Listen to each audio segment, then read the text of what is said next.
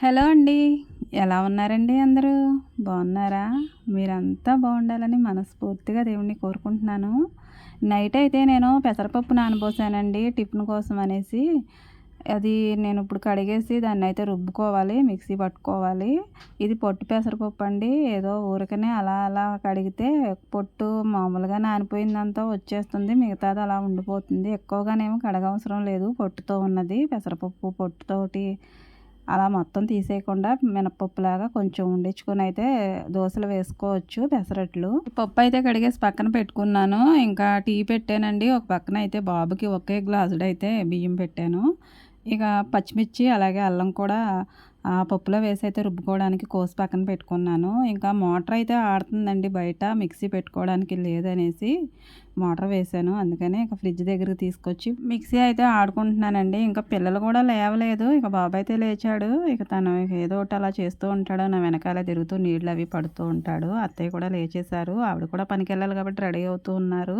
ఇంకా పప్పు అంతా కూడా రుబ్బేశానండి. దీనిలో కొంచెం సాల్ట్ అయితే వేసుకుంటాను. ఇంకా దోసలు వేసేటప్పుడు అయితే జీలకర్ర పైన అలా చల్లుతాను అంతే. ఇందులో అయితే ఏమీ కలపదలుచుకోలేదు. ఇక ఉల్లిపాయలు అవి పిల్లలు అంత ఇష్టంగా తినరు. ఇక అందుకనే ఇక పిల్లల కోసం ప్లెయిన్‌గానే వేస్తున్నాను.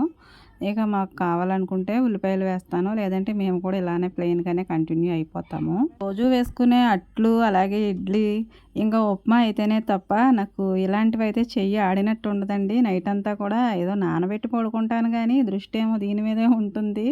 ఎప్పుడు తెల్లారుతుందా? ఎప్పుడు అయితే ఈ పని అవుతుందా? అనేసి పని అయ్యే వరకు ఒకటే టెన్షన్ అండి. పిల్లలకి మరి స్కూల్‌కి మరి పొద్దున్నే లేట్ అయిపోద్ది కదండీ! కడిగి అలాగే రుబ్బి చేయాలంటే చాలా ఇబ్బంది. పొద్దున్నే నేను పిల్లలు స్కూల్‌కెళ్ళేటప్పుడు ఇలాంటివి పెట్టుకోవడం నాకు చాలా భయము. ఎందుకంటే కరెంట్ ఒక్కొక్కసారి ఉండకపోవచ్చు. ఇక మరి టిఫిన్ ఏమి కూడా నిర్ణయించుకోకుండా దీని మీదే మనం ఆధారపడి ఉన్నప్పుడైతే ఇబ్బంది కదండీ! అలా చాలా సార్లు జరిగింది. అందుకనే నాకు ఇలాంటి టిఫిన్ ఏసేటప్పుడైతే కొంచెం భయంగానే ఉంటుంది. రోజు చేసుకునే పనులే అయినా గానండి, నైట్ పడుకునే ముందు మామూలుగానే పడుకుంటాము. తెల్లవారి చేసుకునే పనుల గురించి ఒకటే ఆలోచనలొస్తూ ఉంటాయి మైండ్‌లోను. అలా ఆలోచన వచ్చినప్పుడైతే సడన్‌గా మెలుకువ వచ్చేసి టైం ఎంతయిందా అని టైం వైపే చూసుకుంటూ ఉంటాము. అలా గంటకో, 2 గంటలకి అలా మెలుకువ వస్తూనే ఉంటుంది. ఎక్కడికి పారిపోతాయండి పనులు మనల్ని పట్టుకునే ఉంటాయి కదా! అయినా ఎందుకో ఇంత ఆత్రం ఎందుకండి అసలు? పిల్లలకి పెట్టుకోవాలి. పొద్దున్నే లేచి వాళ్ళని రెడీ చేసుకోవాలి. స్కూలుకి పంపించాలి. ఇక మరి మిగతా పెద్దవాళ్ళకి కూడా మనం చేయవలసినవన్నీ చేసుకోవాలి. ఇక ప్రతిరోజు ఇదే అయినా గానీ ఎందుకోనండి అంత తొందర ఈ చిన్న ప్రాణానికి. రోజు చేసుకునే పనులే. పిల్లల్ని రోజు స్కూలుకి పంపించాలి. వంట చేసుకొని, ఇంటి పనులు రోజు చేయాలి. రోజు బట్టలు ఉతకాలి. రోజు తుడవాలి. రోజు గిన్నెలు తోమాలి. ఒక్కరోజు కూడా మరి పోస్ట్‌పోన్ చేయడానికి లేదు. ఏ పనైనా మానేయొచ్చు గానీ, ఈ ఇంటి పనులు ఒక్క పూట మానామంటే ఇల్లంతా ఎంత గందరగోళంగా ఉంటుందండి.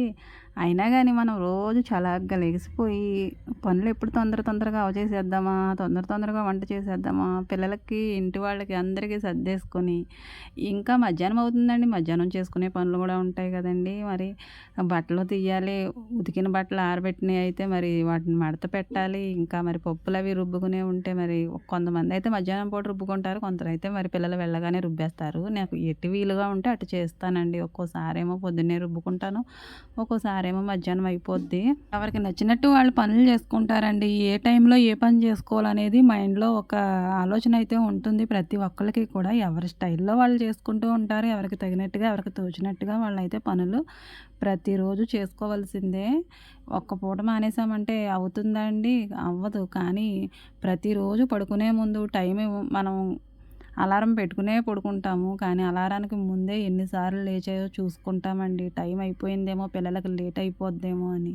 నేను అలా రోజులో ఎన్ని సార్లో లేచి చూస్తాను. కానీ ఒక్కోసారి టైం దాటిపోయిన తర్వాత లేచామనుకోండి, అసలు పరిస్థితి ఎలా ఉంటుందండి? మామూలుగానే ఉరుకులు పరుగులు. మరి ఒక్క అరగంట లేట్‌గా లేచామంటే అసలు వీళ్ళ సంగతి ఎలా ఉంటుందంటేనండి, నా మీదకి అసలు యుద్ధం చేసేస్తారు. మరి అలా ఉంటది వీళ్ళతోటి. నేనే కాదండి అందరూ అంతే. ఏ అలసట వల్లనో, ఏ నీరసంగా ఉండో కాస్తంత అలా లేట్‌గా లేచామంటే గందరగోళం అయిపోద్దండి. ఆ రోజు మొత్తం కూడా గజిబిజిగానే ఉంటుంది నాకైతే.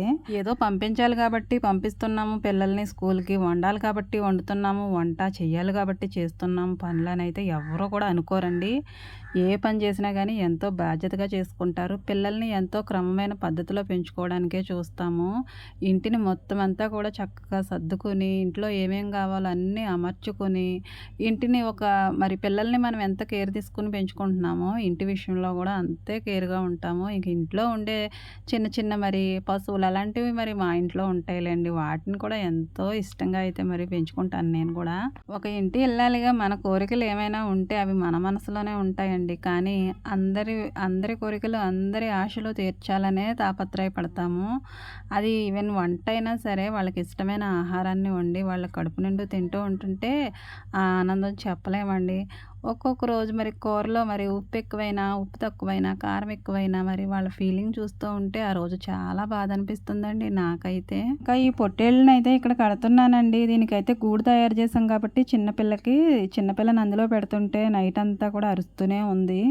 అందుకనే పెద్ద పొట్టేళ్ళని కూడా దీనికి తోడుగా ఉంటుందని అయితే ఇక్కడ కట్టేశాను. ఈటినైతే మరి తీసుకెళ్ళి ఇంటి ముందున్న మామిడి చెట్టు కింద కడతాను. ఎందుకంటే మరి ఇక్కడ ఎండొచ్చేస్తుంది కదండీ! అందుకని. అది వెళ్ళిపోయిందని ఇది చూడండి ఎలా చూస్తుందో చిన్నపిల్ల. ఇక ఈ రెండిటినైతే ఇక్కడ కట్టేసి వాటికి మేత పెట్టాలి. ఇంకా చిన్నపిల్లకైతే మరి డబ్బాతోటైతే పాలు పట్టించాలి. ఇక లేదంటే అరుస్తూనే ఉంటుందండి. ఇక ఉల్లిపాయలు ఆటో వచ్చిందండి. ఉల్లిపాయలు మరి 3 కేజీలన్నర ₹100 మరలా రేటు పెరిగినట్టే ఉంది.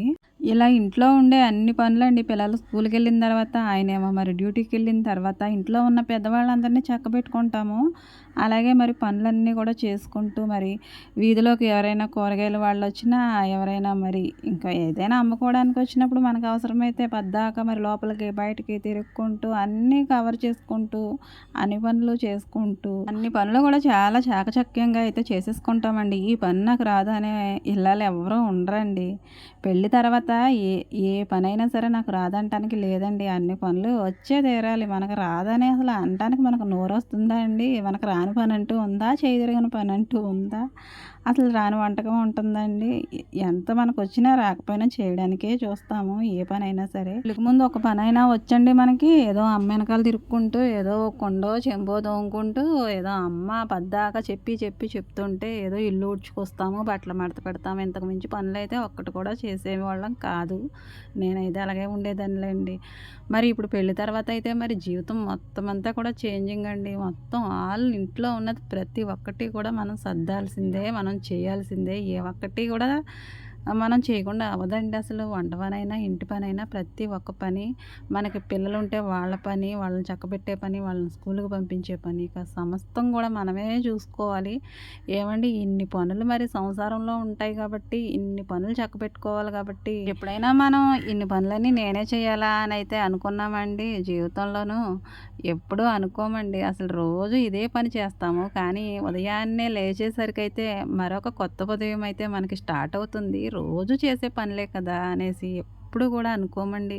ప్రతి ఉదయం ఒక కొత్తదిగానే మనకి మొదలుపెట్టుకుంటాము. ప్రతి రోజుని కూడా ఒక స్వర్ణయుగం లాగానే ఉంటుందండి. పిల్లల్ని చూసుకుంటూ, వాళ్ళకి కావాల్సింది చేసుకుంటూ మరి అలా మరి దేవుడు అంత మాయ అయితే మన జీవితంలో చేస్తాడండి. రోజుల మీద అలాగే మరి నెలలు, సంవత్సరాలు అలా జరుగుతున్న కొద్దీ జీవితం మీద ఎంతో ఆశ మనకి.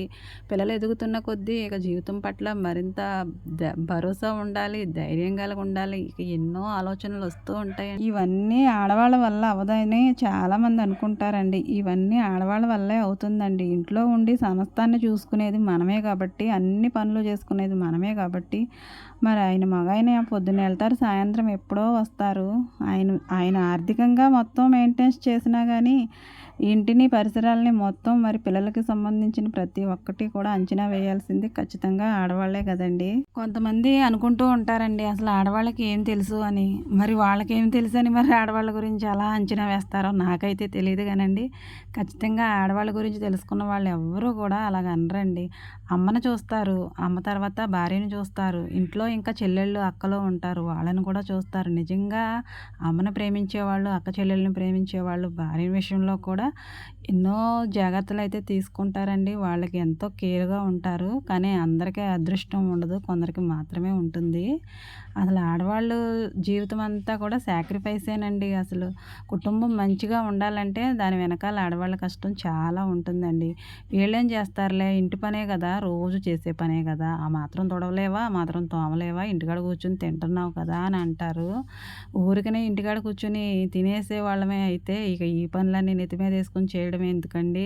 ఎలా ఉన్న ఇంటిని అలానే వదిలేస్తే అసలు ఎలా ఉంటుందండి? అడుగు కూడా సరిపోదు ఇంటి ముందు అలా ఉంటుంది. అందరి ఇళ్లలోనూ ఆడవాళ్ళుంటారు. కానీ వాళ్ళని గమనించే వాళ్ళు ఎంతమంది ఉంటారో నాకైతే తెలీదండి. ఎందుకు ఇలా చెప్తున్నానంటే, ఉదయాన్నే ఎవరు లేకుండా లేస్తామండి. చీకటితోటే కోడి కూయగానే లేస్తాము. మరలా అందరిని చక్కబెట్టుకొని పనులన్నీ చేసుకొని నైట్ అందరూ కూడా పడుకున్న తర్వాత వంటగదిలో ఏమన్నా పనుంటే చేసుకొని, ఆ తర్వాతే అన్నీ సర్దుకున్నామా లేదా అని లైట్ ఆఫ్ చేసుకొని మొత్తం అంతా కూడా చూసుకొని, ఎందుకండి ఇన్ని తిప్పలు? మామూలుగా ఎళ్లి మేము పడుకోవచ్చు. కానీ ఇంటి దగ్గర మరి బయట ఏమైపోతుందో ఏంటో? తలుపులు సరిగా వేసామా? గేట్లు సరిగా వేసామా? ఈ పనులన్నీ డ్యూటీలన్నీ మాయే గదండీ! ఇవన్నీ చక్కబెట్టుకున్న తర్వాత పడుకుంటాము. మరలా టైం అయిపోతుందో లేదో అనైతే మరి అంతమాను గడియారం వైపే చూసుకుంటూ పొద్దున్నే పిల్లలకి క్యారేజీలు లేట్ అయిపోతాయేమో, మరి పనులు అవ్వవేమో ఎన్ని ఆలోచనలుంటాయోనండి మైండ్‌లోను. కానీ ఈ ఆలోచనలు, ఈ పనులు కూడా అంచనాలకైతే మరి చాలా తక్కువ దూరంలోనే ఉంటాయండి. ఎందుకంటే ఇవి గుర్తింపు లేని పనులు కాబట్టి. కానీ జీవితంలో ముందుకెళ్ళాలంటే ఎవరైనా సరే ఆడవాళ్ళు మరి లేకుండా ఏ పని కూడా అవ్వదు. ఇంటికి దీపం ఇల్లాలన్నారండి పెద్దలు. మరి దీపమేనండి నిజంగా మరి దాన్ని వాడుకుంటే, లేకుంటే అది చీకటిగానే ఉంటుంది ఇల్లంతా కూడా. దాన్ని మరి మనం ఎంత జాగ్రత్తగా వాడుకుంటే ఆ దీపం అనేది అంత జాగ్రత్తగా వెలుగుతుంది. ఇప్పుడంటే మరి అందరం స్విచ్ చేస్తే వెలిగే లైట్‌లొచ్చేసాయండి. ఒకప్పుడైతే మరి ఆ సిమ్‌లు పెట్టుకొని దానికి కిరోసిన్ పోసుకొని దాన్ని శుభ్రంగా తుడుచుకొని పొద్దుగూకే టైంకైతే అందరిళ్ళల్లో ఉండేవి లైట్లు, కిరోసిన్ లైట్లు. మరి ఆ దీపంతో పోల్చారండి ఆడవాళ్ళని. మరి ఆ దీపం వెలిగించుకొని ఇంట్లో మరి తిరుగుతూ అలా పనులు చేసుకునేవారు పూర్వం రోజుల్లో అయితే. ఇప్పుడు ఆ పరిస్థితి లేదులేండి.